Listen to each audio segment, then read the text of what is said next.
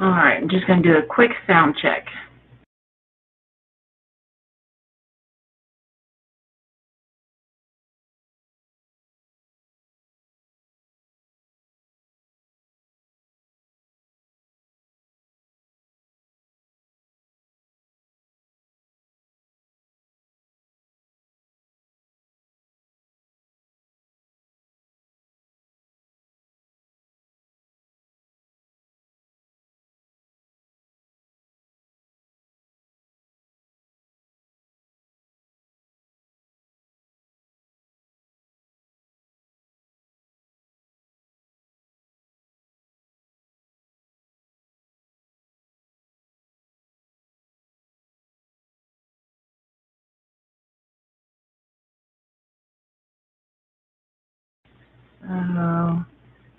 All right.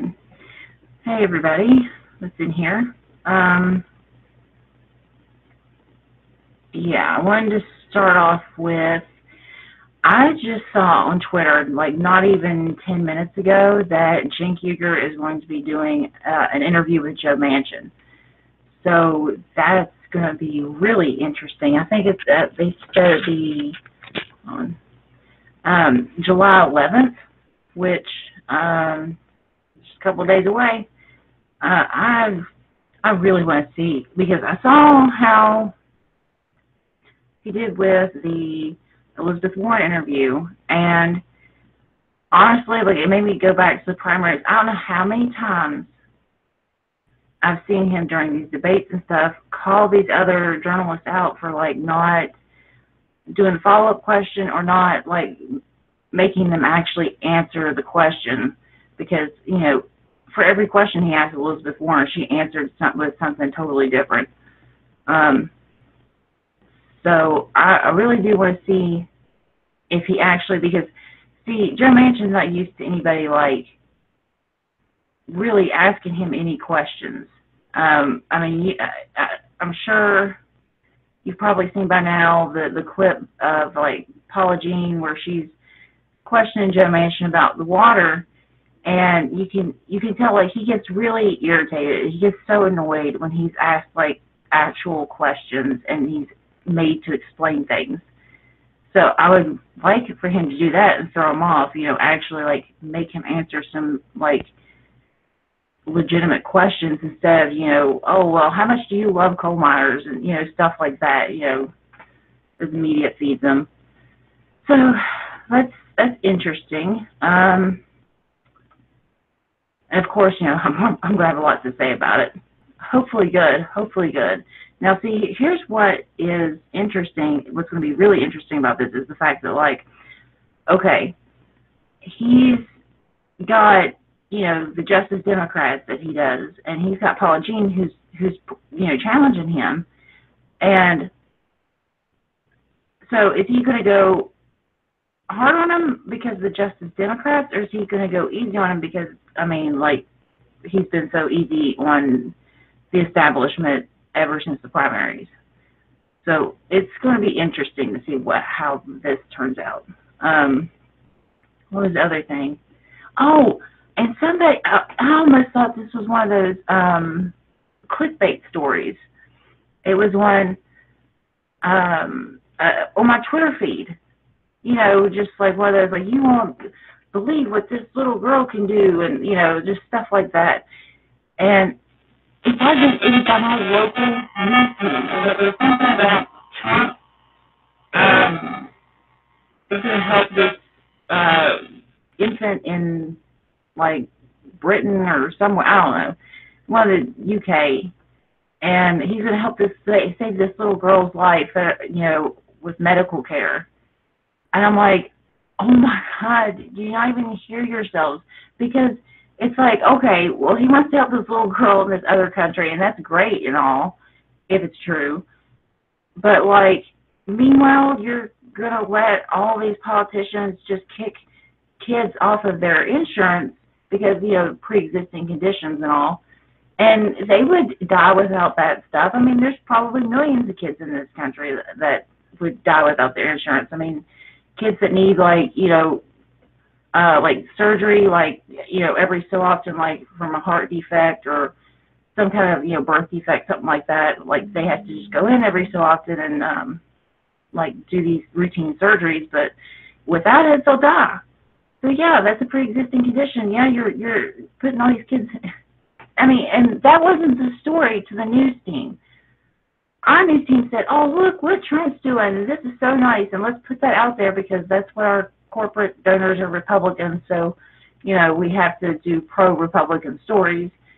And so it's very different than what you would see on, like, mainstream. That's what it almost looked like clickbait. It was crazy. I don't know if my chat's working. Let me double check this. Yeah. You could tell just by, okay, so you've got your mainstream media, which is pretty much like democratically run.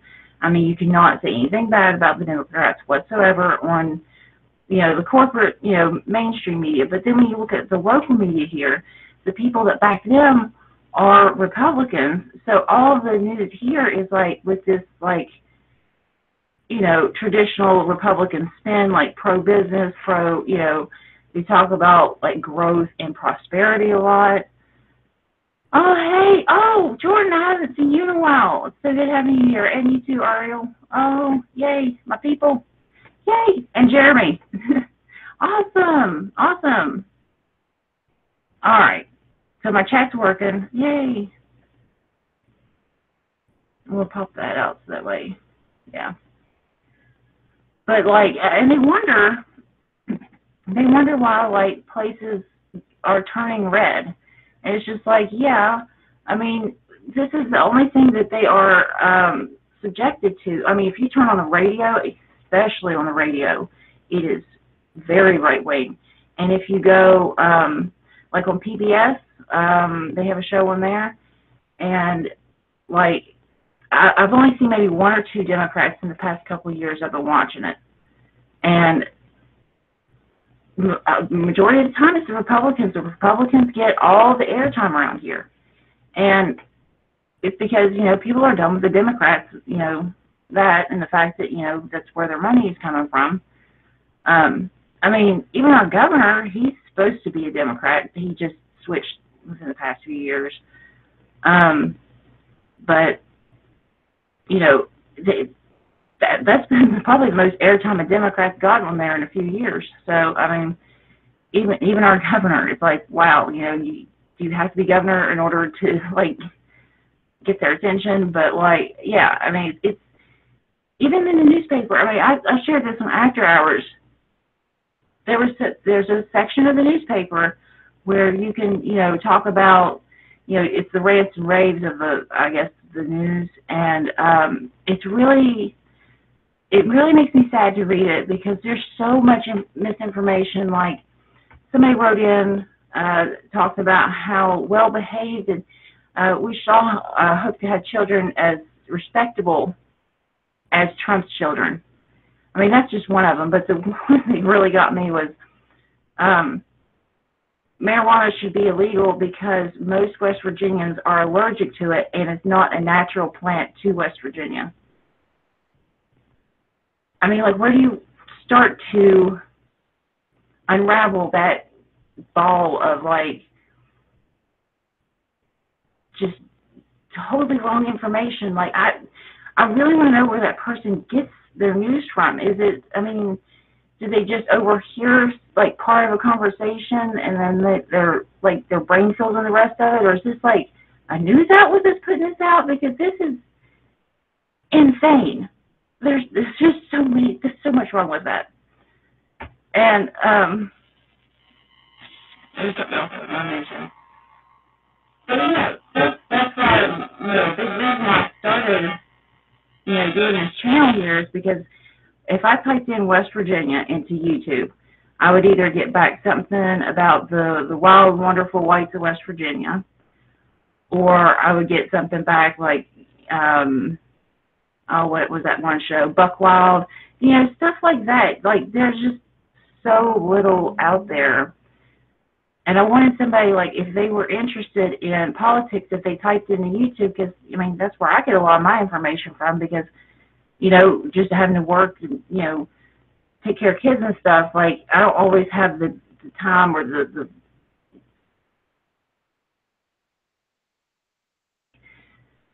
I can imagine somebody else that's, working at Walmart or the hospital or wherever, like, if they just want quick information, I mean, it's just, in order to find anything that was neutral or, actually told the truth about the stuff that goes on here, I had to do some internet digging in order to find, like, all these articles, which I got to meet one of the women.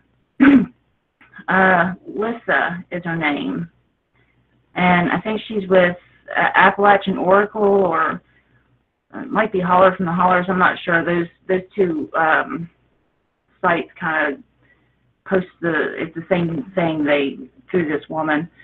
But yeah, I mean, whoever writes over there is fantastic, and I know she's one of them, and she's actually running for House somewhere, so I should contact her about an interview, see if she wants to do one.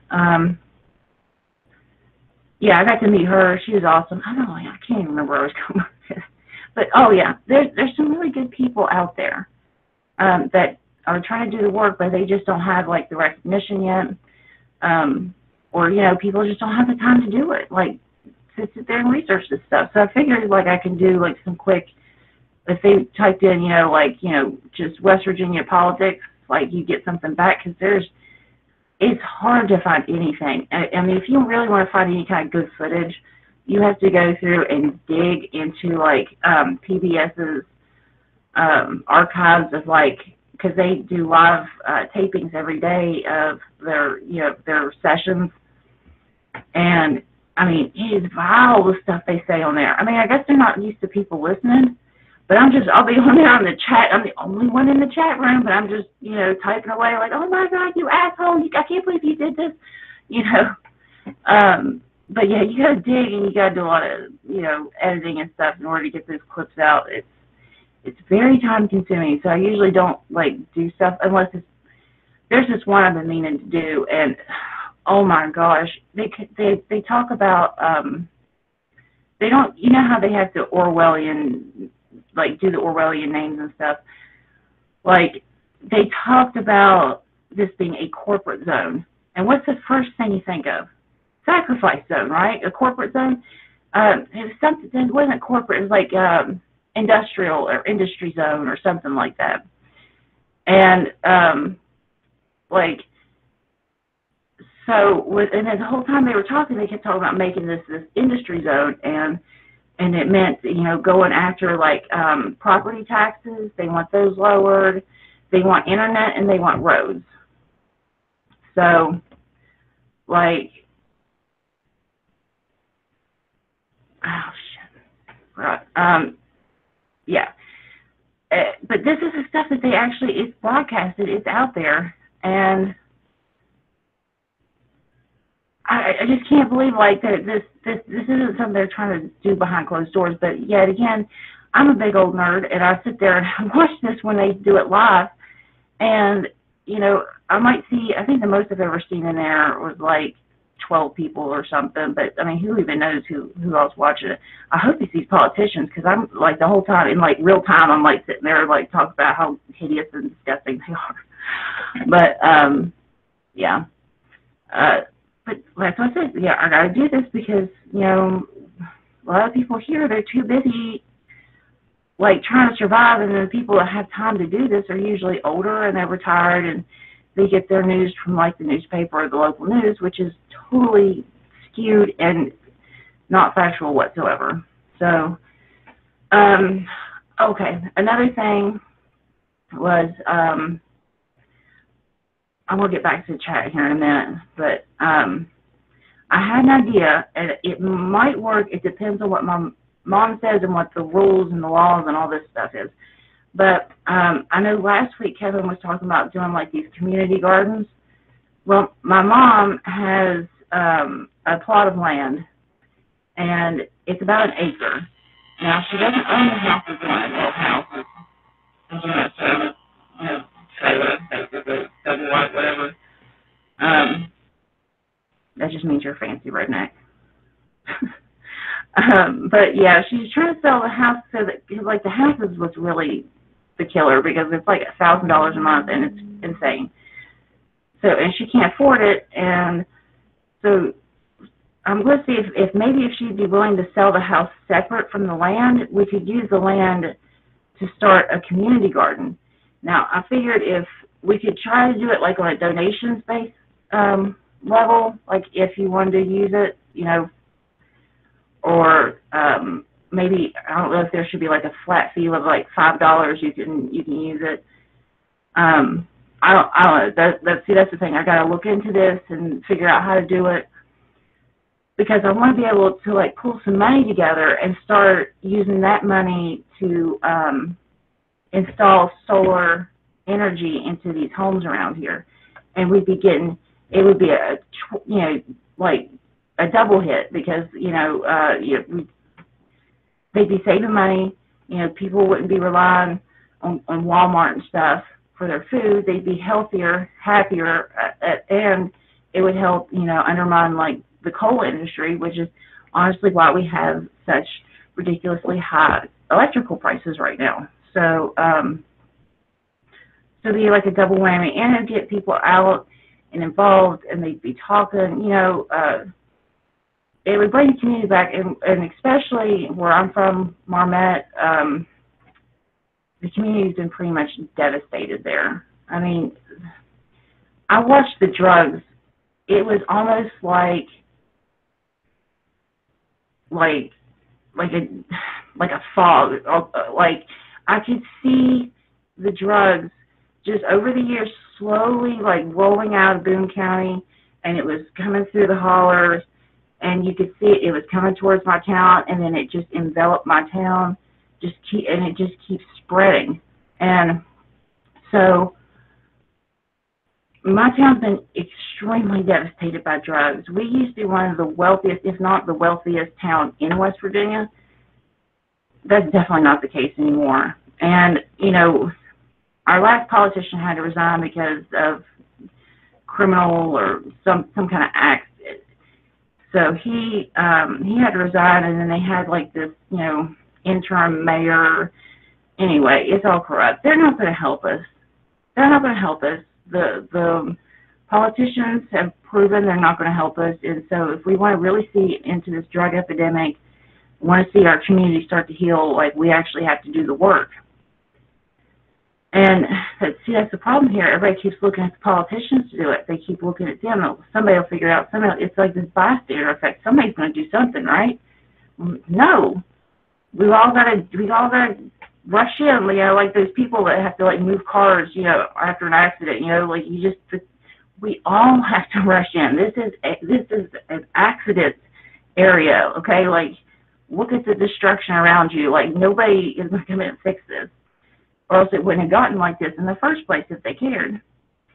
So, but I got to see if Mom would be willing to sell the house separate from the land, and I'd like to do that, because honestly, I'd hate to see that land go to waste, because what's going to happen is it'll end up going back to the banks or some rich asshole, and they'll hold it, and they won't be able to sell that, you know, very quickly or at all. So it'll just sit up there and use, when you could be using that for, you know, I mean, it's good land for stuff like that. Let me see.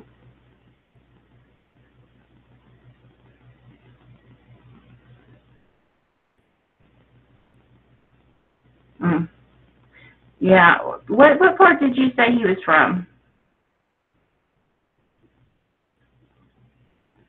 Ariel said that, I forget that the chat's not going to show up, so it's just like me just like staring at a screen, just like yelling out answers. But Ariel said something about her ex-husband used to live here. So I was just curious, because I'm in the southern part. You're on the Capitol. Yeah. Yeah, we need to get rid of Manchin. Yeah, 1329C said, I hope West Virginia gets rid of Manchin. And honestly, yeah, he needs to go. Shelley Moore Capito needs to go. I talked to Sean Hornbuckle once. He's really cool. And Mike Pushkin, I like both of them. But they got to step it up because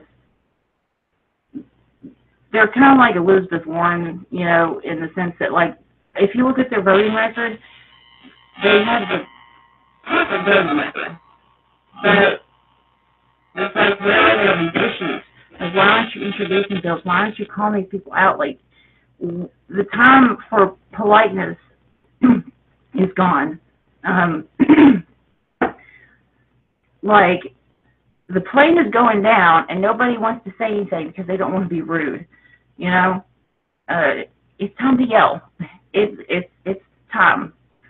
So I'd like to see them step it up a little bit more. So hopefully, you know, I know Mike Pushkin follows me on Twitter, so hopefully he'll listen. When I mean, if you look around you, all these people are coming up. They're protesting now. They're getting out and doing stuff. They're calling up, you know, the legislators. I've been watching, like, the town halls that they were doing. And, you know, people are asking good questions, but they just don't have any good answers anymore. Like, these answers, they're just used to saying something about jobs, you know, patting a coal miner on the back, and then, you know, where's my reelection? Where's my vote? And people are like, whoa. Before you get that vote, like, I'm going to need some answers on single payer. They just arrested a preacher. Like, you should have seen it. This guy, I mean, he's got, like, the little white, I don't know if that's a preacher or a priest or whatever, but they just arrested this guy. It's like, do you feel good about yourself? You just arrested a preacher. Like, you got to stop and think about your job for a minute. Because they're protesting over health care, because they want health care. Stop and think about your jobs for a minute, policemen. I mean, really. They can't feel good about it, I would like to think. Yeah, so, oh God, I can't wait to see these buttholes out.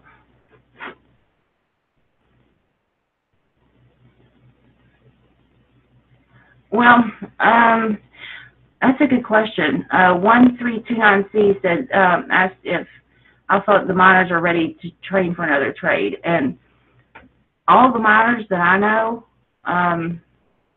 were, a lot of them do have training in, like, multiple areas because the coal market is, you know, where it fluctuates, where it used to. They have to have, you know, well, this is for, like, the off season, you know, they have to have, like, truck driving or something like that. But, and you know what, and they were talking about automating truck driving. I'm like, oh my God, they just got jobs. Like, just give them a minute. So, a lot of them do have training in other areas, but the problem is like,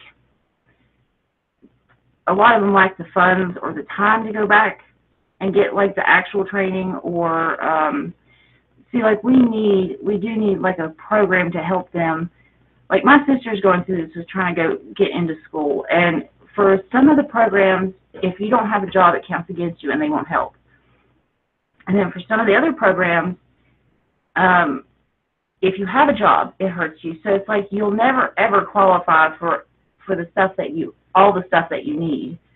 But if you, like, plan on, and how are you supposed to be unemployed? I mean, it's just, they want you absolutely, and most people can't go that, you know, without a job.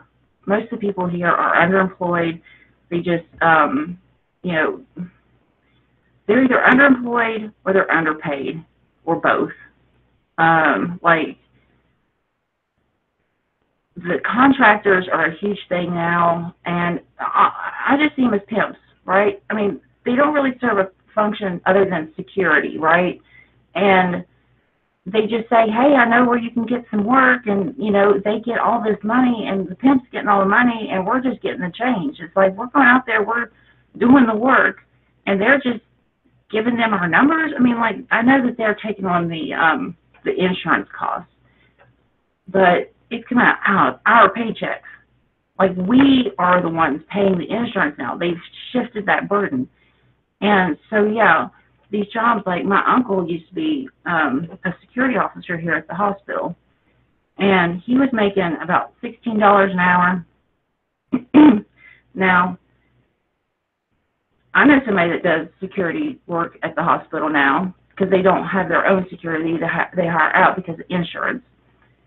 And it's a lower cost to them, so they go through this other company. They hire the security guards, and they're making minimum wage. It's like $8.75, I think, minimum wage to do the same job that 10 years ago was paying double. That's what contractors do, and they're wrecking the place. And they're not wrecking, they're not supposed to wreck, you know? And they like no people don't work for them for nothing. So, yeah, the question was about coal miners.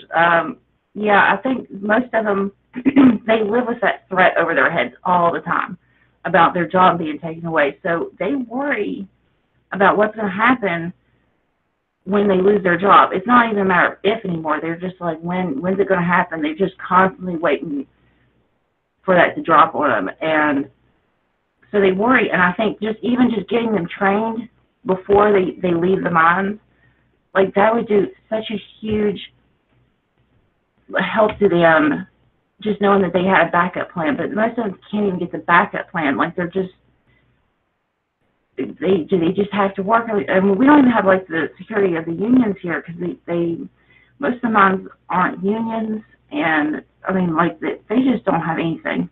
They're just living by a thread right now, and so they just do what they can. And if they have to work in unsafe conditions, then they don't open their mouths about it. And I mean, they have to live with that, and you know, just. And if you're underground, I mean, I can't imagine going into work every day and thinking, what's that noise? Is that a collapse? Or, you know, like just constantly living with my own like death, like looming over me. Like, yeah, that's got to be stressful. And then on top of that, like they're going to lose their jobs. You know what I mean? But yeah, just having that training and having a plan for that day that coal isn't there would do so much to help these people out, and they're really not doing that. Yeah, I know. I thought so too, because they always talk about like unions and mines that like if you want a job, then you're not going to push for a union. I mean, we've fallen back into that again. So it's like it's allowed, but you know, how much do you want your job? I mean. Don Blankenship, I know he did that back in the day. He just came in, fired everybody, hired new people. He didn't care. They do that at the hospital. You stay there too long, and they'll fire you because you start accumulating all these you know raises. They'd rather have some new guy that's going to work for nothing.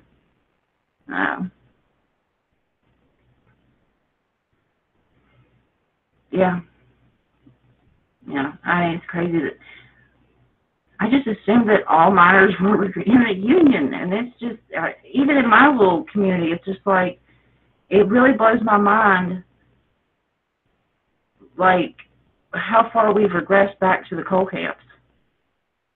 I mean, not just us here, but as a country, you know, they give you money, it's basically script, because you just got to give it back to the company, man. To pay your bills, to pay for your housing, and then what do you get left? What's left after that? After you pay your bills, like, so I never in my lifetime did I ever want to be rich. Ever. Like, I never, even when people would, like, joke about it, I'm like, oh, no, I do not want to be rich. All I want is enough money to just pay my bills and go out and see a movie once a month. Like, I've always had very low expectations when it comes to wages. Like, that's all I ever wanted was the peace of mind of knowing that my bills were paid. Like, having one of those, like, the kind of money where you can have, like, automatic withdrawal from your account. Like, you don't have to do it every month with, like, a different debit card so they can't, like, charge you. You know, I mean, it's crazy. But, you know, of course, you know, my mom always played the poor tax, you know, the Powerball, whenever it got so high. And I would imagine like what I would do with that money. Like I think everybody's done that. Like if you're poor, you know exactly how you're going to spend your money if you ever got it. Like you plan that crap out. Because I mean, what else are you going to do? Go out and spend money? No. Like you're going to sit home and plan. Which is, I guess, probably why I'm like so drawn to like economic issues and stuff. Probably because as a poor person, I spend too much time thinking about money. And like I would like that's the thing. Like I would give it to this person, I would give it to that person. I'm like I just sit there and think about like, oh my gosh, I bought my mom a house that doesn't have wheels, like actual foundation. Like that would be nice. Like I can't wait to do all these nice things for people. And then like you have people like my governor who's a billionaire, and he can't understand the fact that people want $15 an hour. He thinks it's too much. I'm like, I can't imagine having that enormous amount of greed. Like, I can't, that's why I can't, it's hard to predict, like, how these people are going to, like, operate. Like, it's hard to fit yourself in their brain because it's, like, such a foreign thing. Like, their experience is so foreign to me. I can't, like, how have you never had to worry about your electric bill? How have you never had to worry what the minimum wage is other than, you see it as money out of your pocket? Like, how is this a thing? Like, there's people that are born, live their entire long-ass, way too long lives, and, they'll die at, like, 90, and they will never have washed their own clothes. They wouldn't know how to operate a vacuum cleaner. Like, there are people out there like this. They exist, and they make the choices about what we do. These people that are so out of touch with even the basic functions of life because they put so many other people in charge of everything. Like, the only thing that they're in charge of is sitting on a big mountain of wealth. And then you've got all these little parasites, that go up and get a little nibble of it, like, all the people they have to buy off. It's crazy. It's crazy that there are people, and then so I'm like trying to sit there and put my mind, like trying to figure out like what Jim Justice is thinking. It's just like, dude, I can't even get. I would have to do all the drugs, knock myself out, and just like have just the like how there's no way you can be smart. Like, how can you be smart if nobody has ever made you do anything in your life, and then somebody's like, well, now you have to go to school. Like they give a crap about learning or anything. They just pay other people to do the thinking for them. So why do they have to take the time out to, like, read a book or something? So it's just like, yeah, they have to be monumentally stupid and wealthy and in charge of everything. That's who's running everything. It's so crazy. What was the name of that? What was the name of that thing in the Johnson and Johnson documentary that you were talking about, Ariel?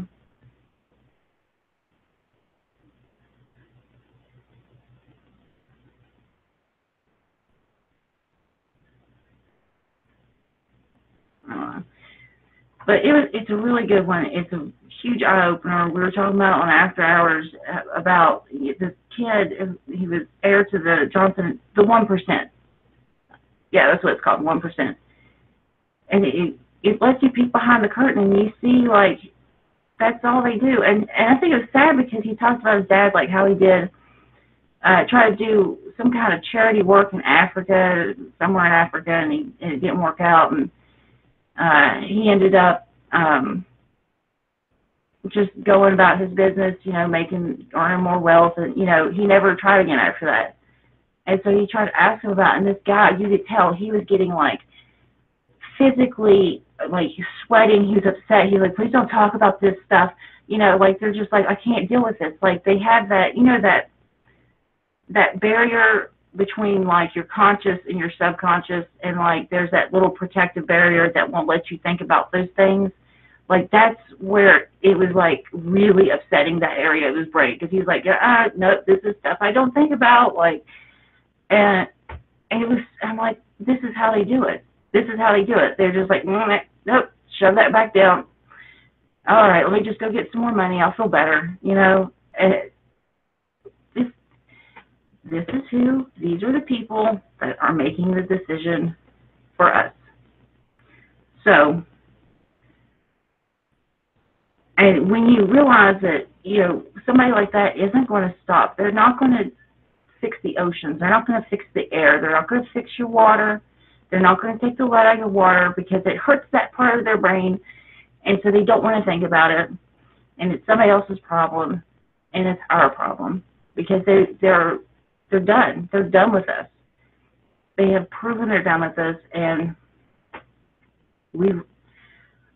I got to look into the idea. I really hope that Mom would be willing to do it. I don't think she cares as long as she doesn't have to pay that because she really just can't afford it.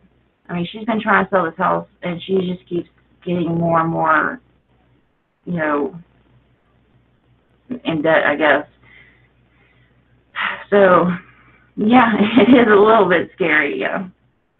I'm like, I used to grow up, like, play in the creek and stuff. Like, oh, gosh, it was just so much fun being outside. And now the air, you can't breathe it. It's a D rating.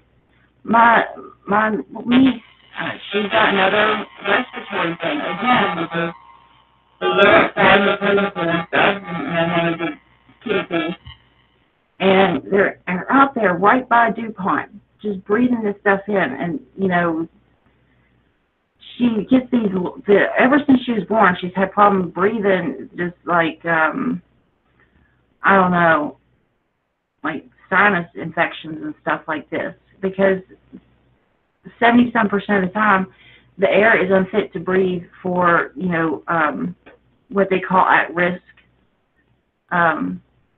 people, which are like the really young or the really old or people with respiratory problems, you know.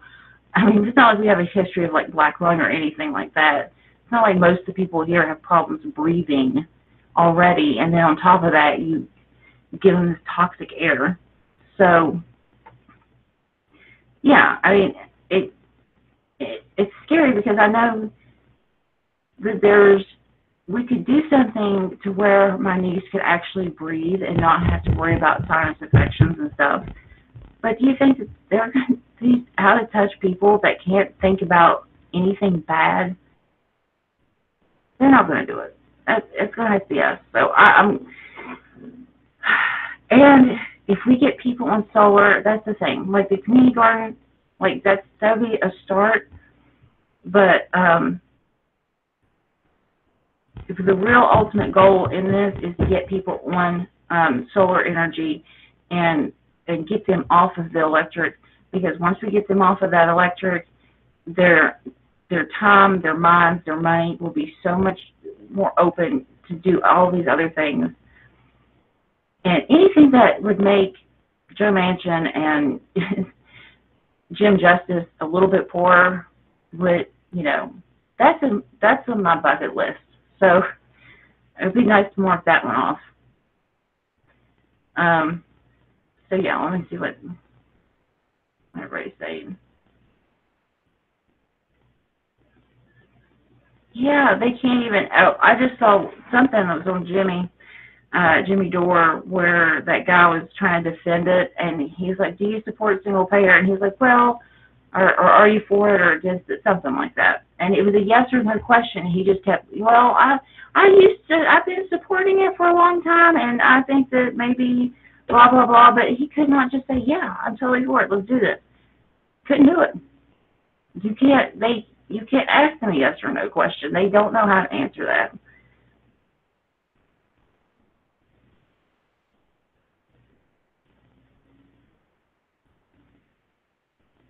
Yeah, I don't think it's a very long documentary.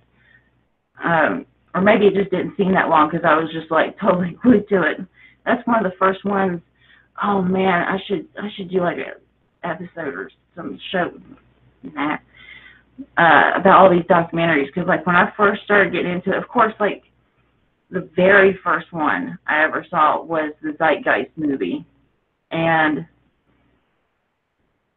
there's a bunch of them that I watched on YouTube because, you know, I just, like, I had to go there. I'm like, well, I was looking up, like, psyops and, like, you know, sounded like Alex, and I kept getting back, like, Alex Jones stuff. I'm like, no, like, the real stuff that they do. I don't want to talk about lizard people. I know gay frogs are a thing, but, you know, I'm not looking for gay frogs right now. Like, I just want to learn more about, like, propaganda and stuff like that, and, you know, the rich and how the money works. And so I got to get those, that list together, because there's some really good ones, but I can't remember the names.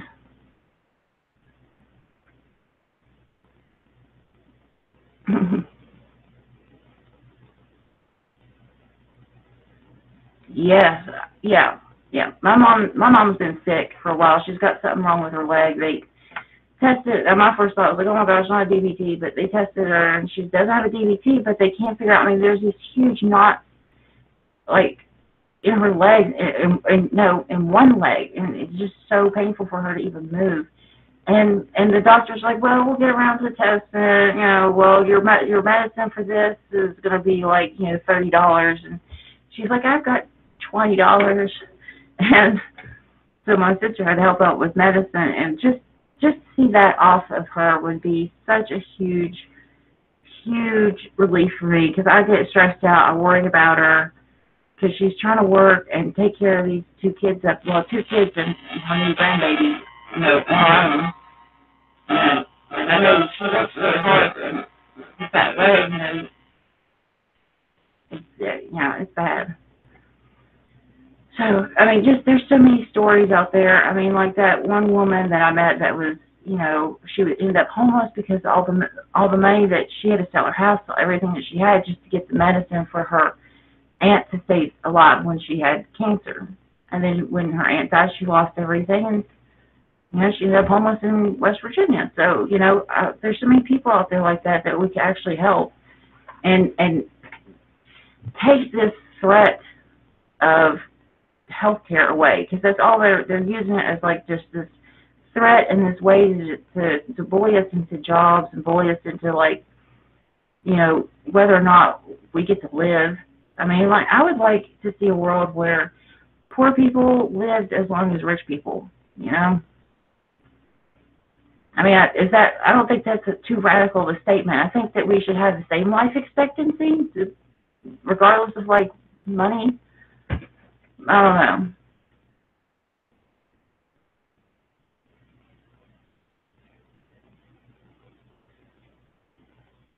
Oh, I don't know. This was years ago. And you know what? The funny thing is, I think I saw her because she was super smart. I mean, she was a nurse. Like, she was, I guess she would have been about the age where she went through, like, the stuff back in the 60s and the 70s. And she was amazing. I don't know what happened, because, you know, when you're homeless, it's kind of hard to stay in contact with people, and I lost contact with her, but I think I saw her at that Bernie healthcare rally on the bleachers behind them, and I hope so, because I really did. She was a really good friend to me, and she's so smart. I mean, like, she had, I mean, not like book smart. I mean, she had book smart, but I mean, she had a lot of, like, life experience, you know, like, she's done a lot of things. Plus, you know, she had to grow up with a brother that had schizophrenia, and, you know, like, she had a lot of empathy, a lot of empathy. Yeah, so it'd be nice if that was her. Like I said, I mean, she had a nursing degree and all that, so she had that to fall back on, it. And God knows that we have all these healthcare places around here, so I'm sure she found a job probably pretty quickly once she got a little bit on her feet. Yeah, because that wasn't normal. I mean, that's the first time that's ever happened to her. And she was in her late 50s at the time. So yeah, yeah. She got into some, I know last I heard from her, she was in some kind of, like, housing, like, temporary homeless housing, and so to where she could have, like, an address for a job and stuff. So they were helping her get set up. Yeah.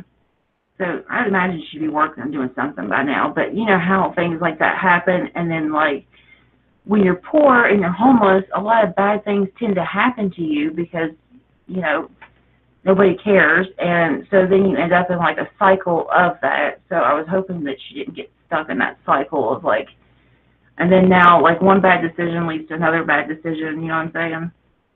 So I think that was her though. I'm pretty sure she's pretty recognizable, so I think that was her.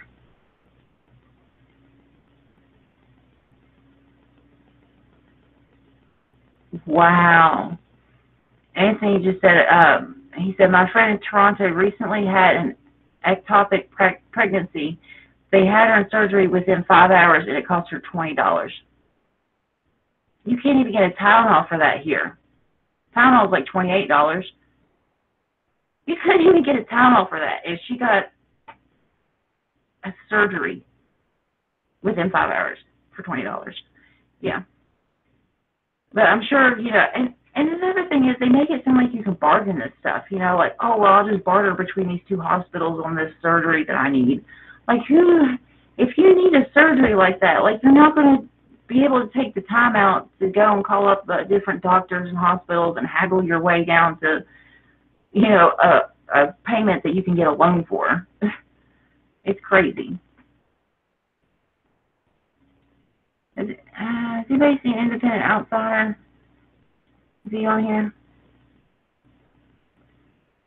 I was trying to, I know he said he wanted to do live stream, which is what I did tonight.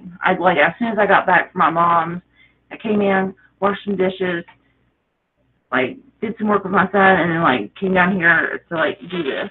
So.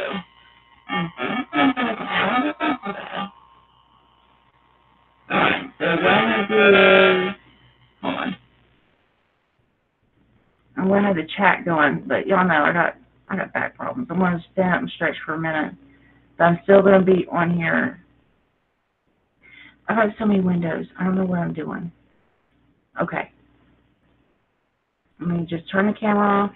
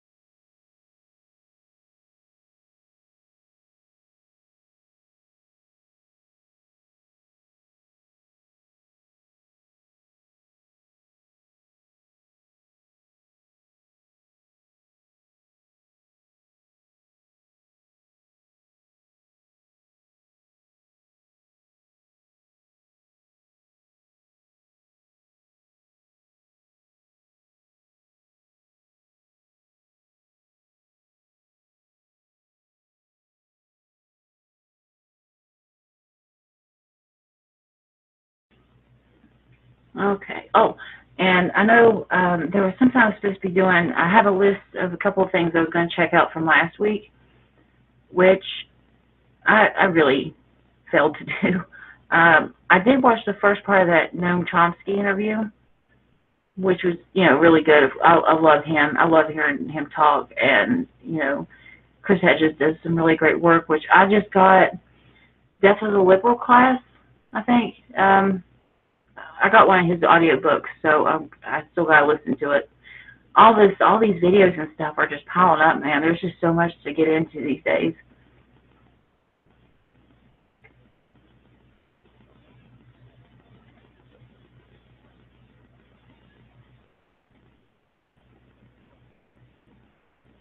Yeah, let me see. I have that notebook around here somewhere.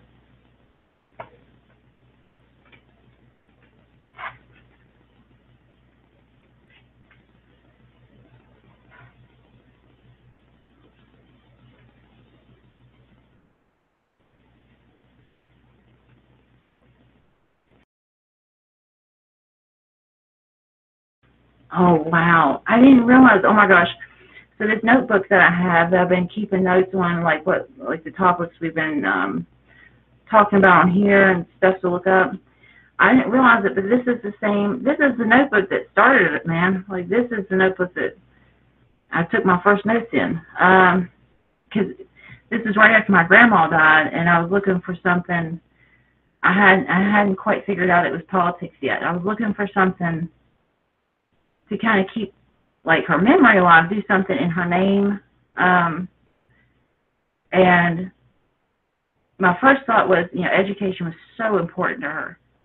And I thought, well, of course, a college scholarship. I'll set up a college scholarship. But then I remembered, oh, yeah, I don't have any money. But here's where I found my notes on where I was planning the college scholarship. Like what the criteria would be, what would the budget be. That's one of the last questions. What's the budget? Yeah. Oh, that's really cool. Huh. Yeah, so I'm trying to find where I wrote that in here.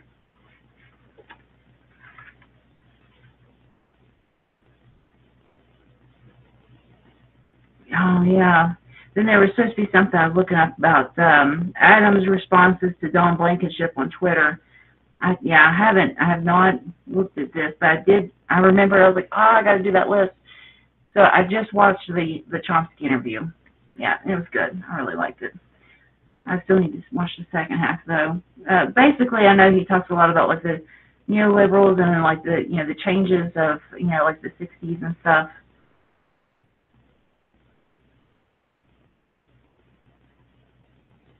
Hmm. Let me see. I don't know, there might be something else good in here. Who knows? Nah. Nothing else good. Just that. Yeah, I forgot, like, a lot of stuff.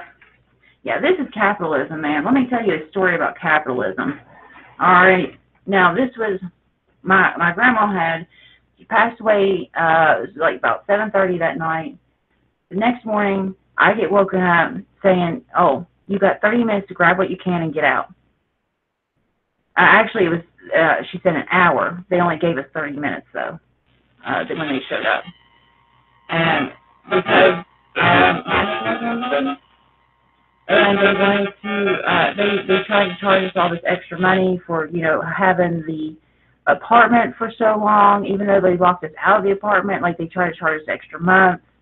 And instead of us, like getting to clean up the place and then, like if there was any like little damages, to get those fixed, instead they brought their people and said, okay, well to clean it, it's going to cost this, and to fix all the damages. And I'm like, they're talking thousands of dollars. This is capitalism, I mean, it's like she's not even cold yet, and you've already kicked us out. I have no way of like getting to my stuff. I mean, I was basically living there and with, my 2-year-old, all his toys, everything we owned, everything we used was in the house, and we got thrown out. And I was in the position, I'm like, do I take the stuff that I can replace that I need right now, but I really don't have the means to replace it, or do I take the stuff, like the photo album and stuff, in case, they try to auction our stuff off? So I'm like, oh, like, just like, what do you grab? I mean, like, it was basically like a slow moving fire. Like, hurry up, you got to get out. I mean, we were just throwing stuff out of windows. It was awful. And then they show up and then they get all with freaking cops, hope you feel good about your job and what you do. To police us and make sure that we didn't cause a fuss when we left, because somebody might actually get upset after their, close relative just died and you throw them out of their home. Yeah. I don't even know how I got there, but yeah, that's a story that's been, that's what I think of when I think capitalism, or how they kept wanting to charge us on her bills because we couldn't get them shut off because we didn't have her password. They're like, well, unless you, and then my aunt just lost it. She's like, well, do you want to go dig her up? Do you want to go ask her? Because you couldn't. I'm like, well, she died. What do you want us to do? Like, I can't get the password from her, stupid. But they know that, and it's just another way to charge a little bit of extra. Might get an extra month out of you. It's so sick.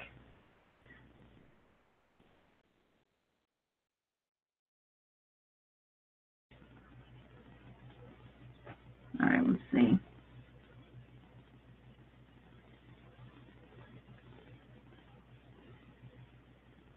Yeah, because I mean, like they come up with these like astronomical charges, and then it's like, well, if you can't pay it.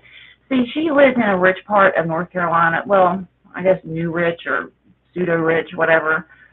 It was like these Valentine, McMansion type places.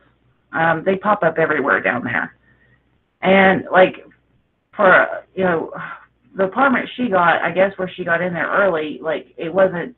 It was under $1,000, and it was just her.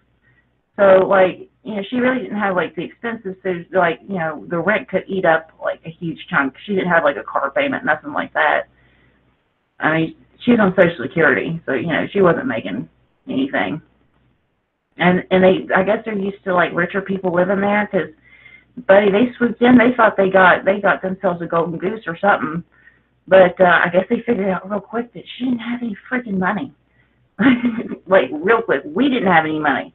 Like, she didn't come from rich people. She was not a rich person herself. So I don't know what they thought they were going to extort out of us, like the gold, silverware, the fine child. Like, she had cats. Like, I don't know what they thought they were going to do. I guess just extort more money, which, last I heard, we were trying to sue them, but I don't think anybody ever stuck with it. I would love to have done it, but I wasn't, power of attorney, so, like, whatever. I mean, I don't care. Like, they get, my aunt and uncle, I love them, but money's made them soft. Like, they make a little bit of money, yeah. I mean, compared to what we make here, it's like, whoa, like, yeah, they do seem rich, but I know, like, they struggle, with their bills and stuff. But, like, yeah, I mean, come on.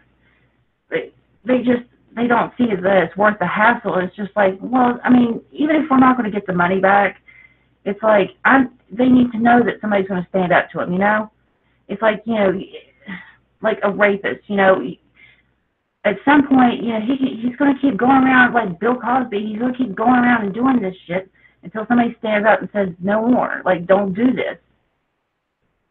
And so, yeah, I mean, that was the point. I wanted to, let's drag it out. Let's go in court and let me tell my side of the story, and let's see if anybody thinks that you're right. You know what I mean? Like, nobody's going to sit there and side with the corporation after hearing, like, if you threw them out, like, oh my God. But, that was when I was not even, like, now I know, like, corporations, like, they win. But still, I want to make it annoying for them, Just annoy them.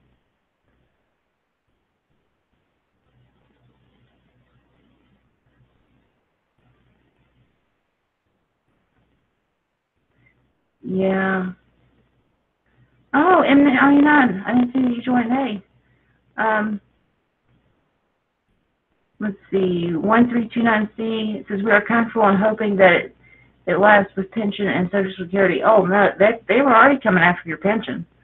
They done it here with the minors, and see, here's the thing: like they like to try it on like other people usually.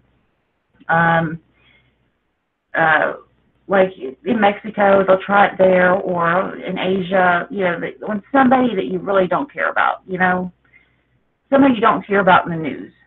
So they'll try these heinous, policies out on people like that, or seeing what they can get by with. And if they can get by with it there, then they test out on the poor communities here, like that they try this stuff on like people like in Appalachia, like, oh, if we take their pensions, are they going to do anything about it? Can we get by with it? And if they can, then they're coming after y'all next. So that's why I try to, do this stuff, because not only for the people here, I mean, there's so many reasons why, like, this channel just makes sense. And, like, one of them was, like, this is a warning to everybody else. California and New York, they are not these havens to go to anymore. And it used to be like, you could just go out on the coast and forget about it. And it's like, nope. I mean, look at California with the housing crisis. You look at New York with their, well, basically housing too, because I know, like, you don't make that much money. And then, like, the rent there, oh my God, for just like a studio apartment was like $2,000.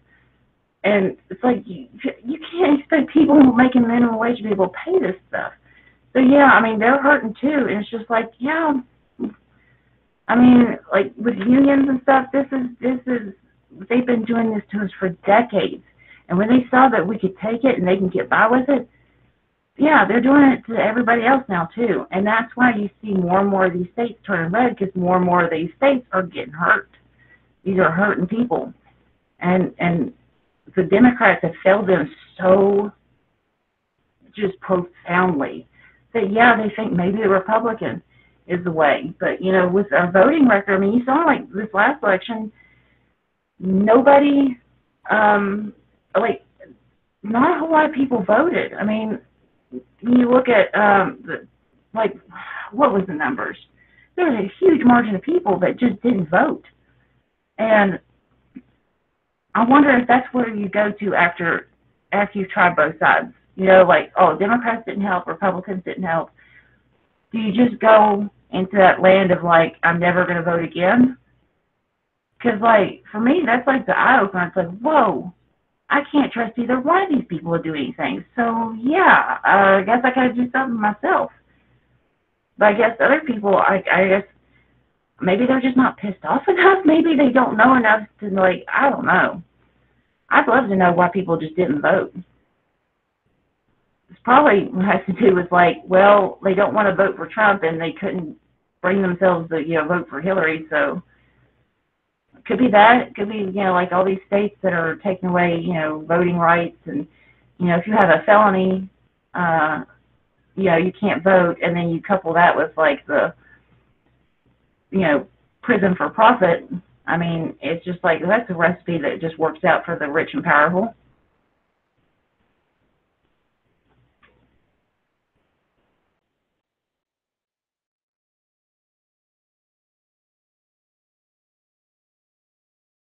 Yeah, I really wish I could have. I should have, oh, hold on. I saw your coin. What? I saw your coin. Oh, I gotta go settle something with my kid. Something's going on. I think he spent my money.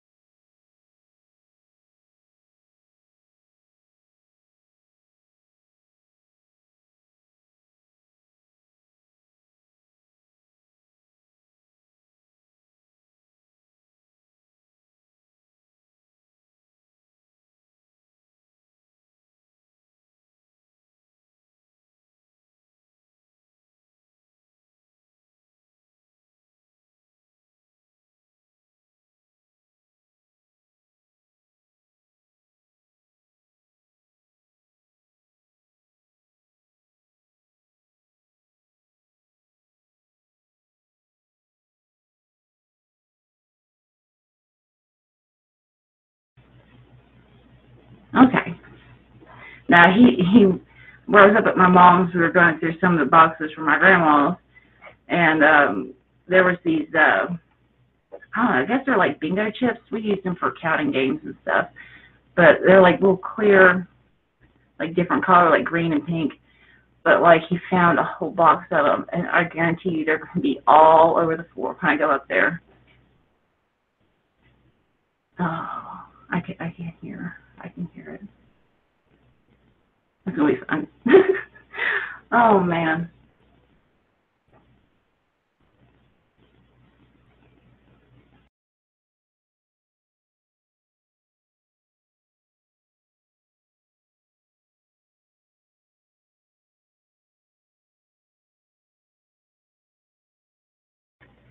All right. Yeah, a little stretch. Yeah, it's been crazy ever since he got out of school. Oh, my gosh. I've had, like, zero time And I didn't realize how helpful school was, because like honestly he'd go to school and I could like get caught up with my news, get the housework done, do all this stuff, and then go and pick him up, and then we could like chill in the evening and like do like London games. Oh no, we've lived like cavemen since he's been out of school. Like we are sleeping during the day, and we have not done anything. He hasn't even written his name. Like, it's bad. Like, we've totally lost control. I gotta get back in control of this house. Let me see. Let's see what the chat says.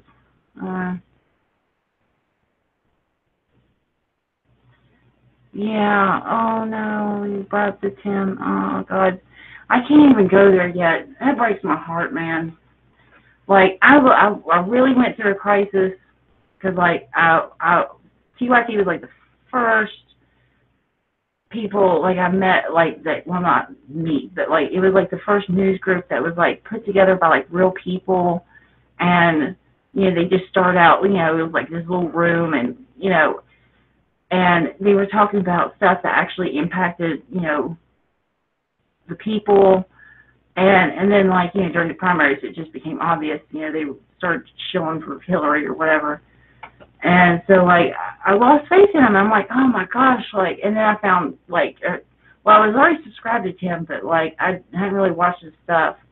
And I started watching, I'm like, man, he's good at this. And then, like, I really have come to, like, trust and respect the news from Tim. And I know that Yvonne's saying it's separate, but, like, man, like, I mean, Yvonne showed the evidence, and I still need to watch that part, because I heard about it when I was watching the Hard Bastard interview, but then I started watching Ebon's, and then like I got distracted, and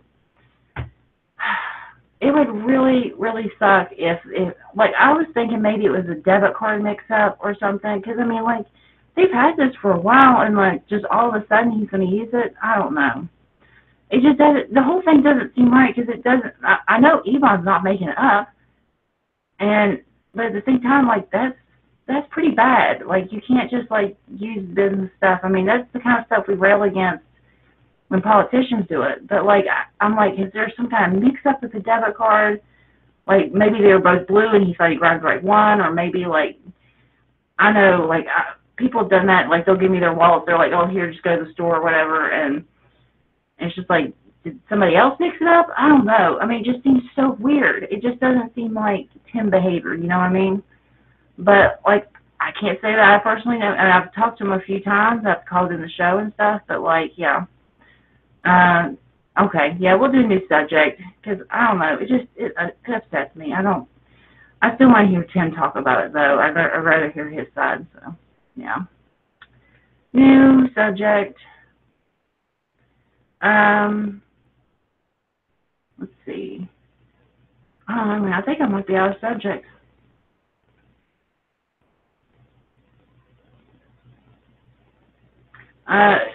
Jordan, I just want to know what other, like, you can go through and show my tank stuff, and, what you put the money in and stuff. You have to, it's on Ebon's channel if you want to watch it, but yeah. I don't want to say anything, because, like, I want to hear Tim's side. Because I just can't believe it. I don't know. Anyway, we'll just hope it works out. Yeah. Yeah. I don't know. I've got a good feeling about Tim. I don't think he would. Okay, somebody give me something else to talk about. Gay frogs, whatever, anything. Should gay frogs get gay married, and if so, do they have rights to divorce? These are the real questions, and we're going to go there tonight. No. Yeah. All right, let me see. Yeah, I think it's been, I've had a bad news week. I've just been, y'all probably know more about what's been going on. Is there anything like, oh, yeah, the ceasefire. Yeah, the ceasefire. I thought that was really interesting. God, I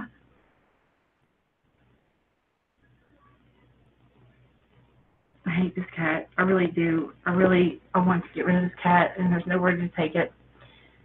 I have to live with this cat until one of us dies.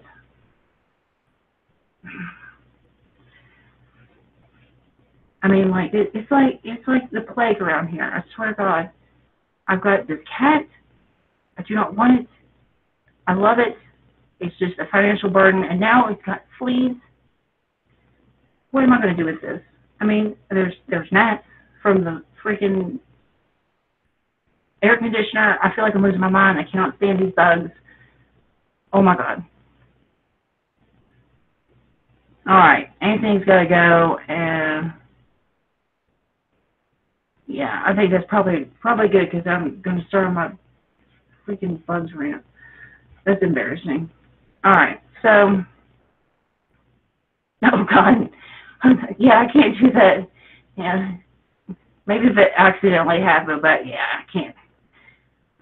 Like, that's the thing. If I didn't care about this cat, I could just dump it somewhere. But like, I can't imagine it like just sitting there all cold and alone. You know, God, I don't know what to do with this cat. All right, so I don't want to rant about my cat because then I would be like this crazy cat lady. I'm trying to stay away from that. All right. So I'm going to end it there because, yeah, I'm pretty much out of topic. So I was trying to hold out for Independent Outsider, but, oh, well. I guess I'll catch him next time. I don't know. He works pretty crazy schedules. But anyway, thank you, everybody, for stopping by. It was really nice talking with you, and hopefully I'll see you next week.